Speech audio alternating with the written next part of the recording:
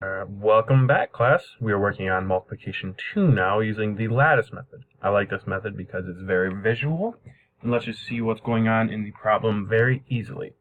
Alright, we are going to start out the problem just like we did the lattice for addition, making a box. Okay, now this one's a little different because we're not making a bunch of small boxes. We're going to make one big box and then divide it into 4 smaller boxes. Alright? Now, the next step is to put the numbers on the sides to make it easier to see what we are multiplying. Alright? So we're going to put 29, doesn't really matter the order for multiplication, on the top. And it's going to be in red. And then in blue, we're going to do 24 on the right side. Now, we don't want to put it on the left because that's going to just clog everything up at the end. So we're going to put it on the right so it's nice and clean. Alright, and we're going to cut the boxes into smaller just like the addition.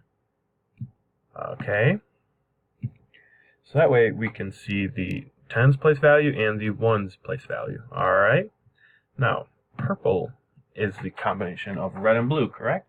So we're going to use that to show that we are morphing the numbers together and multiplying. Alright, so we're going to start with 2 times 2, and we're going to bring this down and all the way over because we're multiplying with this one. Alright, the answer of 2 plus 2 is 4.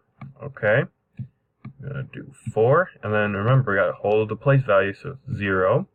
Alright, and next we're going to use the 9 times 2 because we're going to want to stay on this level first before we dive deeper. Okay, now 9 times 2 is 18. Alright, so you can put the 1 in the tens and then the 8 in the ones. Alright, now we're going to drop down to the next level, okay, the lower level.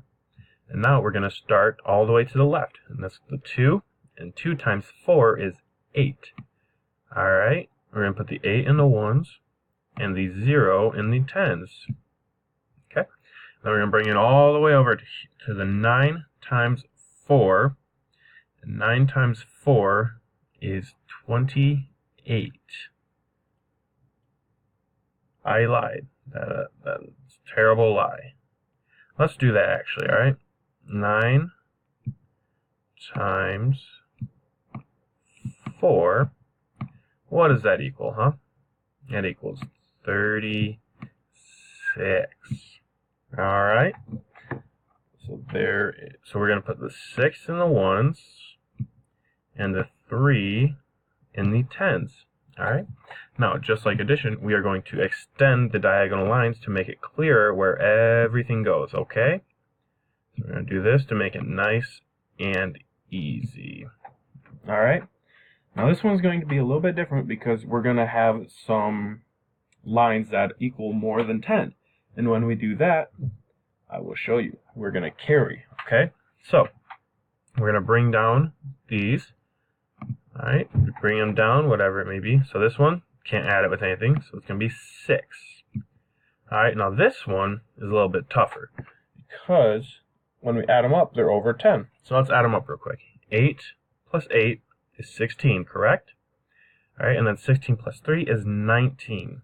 So what we're going to do is we're going to bring down the 9 and we're going to put it down here. And then we're going to carry the 1 all the way up here, alright? That's going to be our carry, is the yellow, alright? So there's a 1. And now, when we get to this line, this third line, we are going to add up the 1 plus 1, so that equals 2, and then 2 plus 4 equals 6, and we're going to drop that all the way down. And then just to hold the place value, even though we're not adding up it here, we're just going to put the 0. Alright, so there. Now, the numbers down here are the answer, right? You remember? Alright, so we're just going to bring them over here to make it easy to see. Alright, so we got 6,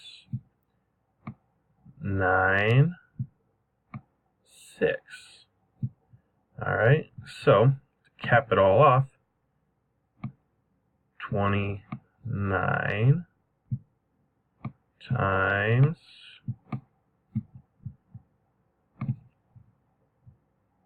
24 equals 696. And what do we do with our answers? We circle them so it's easier for the teacher. Thank you.